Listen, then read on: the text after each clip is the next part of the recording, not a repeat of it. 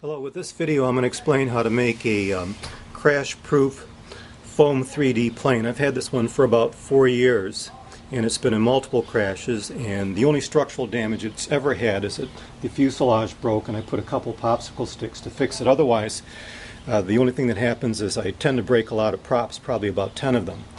And this uses laminated foam, which is much stronger than the unlaminated stuff. And I've got a foam buffer in back of the engine, so if the plane hits, it'll bend, and if it really hits hard, it'll break these plastic zip ties, but it doesn't cause structural damage to the plane.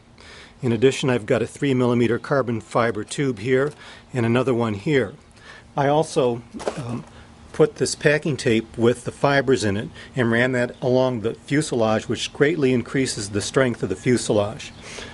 Probably the most important thing is I use this dense foam to absorb the crashes when I'm crashing the plane with inverted loops or outside loops. Tends to be the most violent crashes. And then the rest of the video I'm going to explain how to make this plane. It only has 9 pieces of plastic. This is the horizontal part of the fuselage. It is 9 inches wide here. It is 23 centimeters wide. It is 57 centimeters or 22.4 inches long. This width over here is 4 inches or 10 centimeters. And this width is 4 centimeters or 1.5 inches. And here's a hole cut for the servo. And this line indicates the center of the piece. Here's the wings and ailerons. The wings are 30 inches or 76 centimeters long. And they're 17.5 centimeters wide. The ailerons are 6.5 centimeters wide. And here's a notch for the fuselage and a hole for the servo.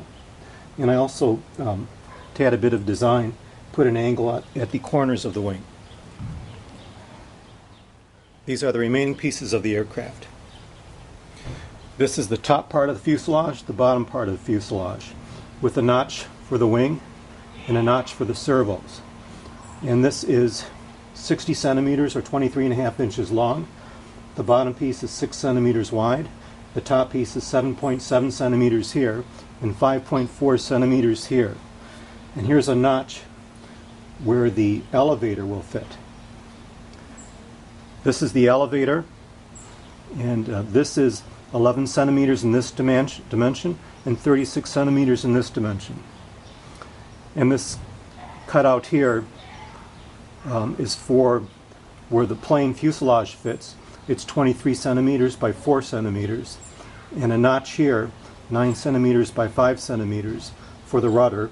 And again, I cut off the corners of the elevator. And finally, the rudder is 11 centimeters by 20.5 centimeters.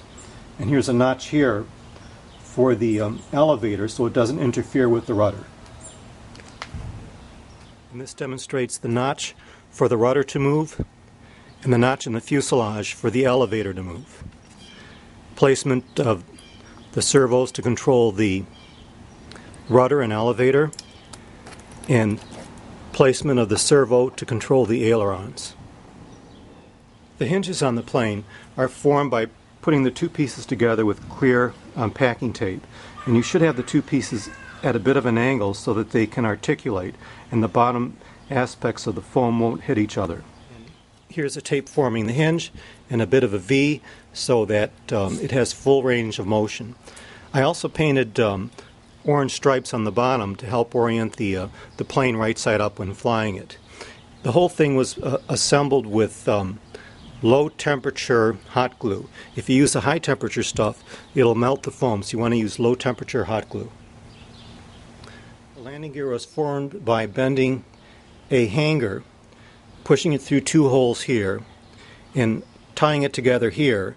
And this is just so that the propeller doesn't hit when the plane lands. So the good things about this plane, it's essentially crash-proof. I've tried to destroy it in crashes, but I've been unsuccessful.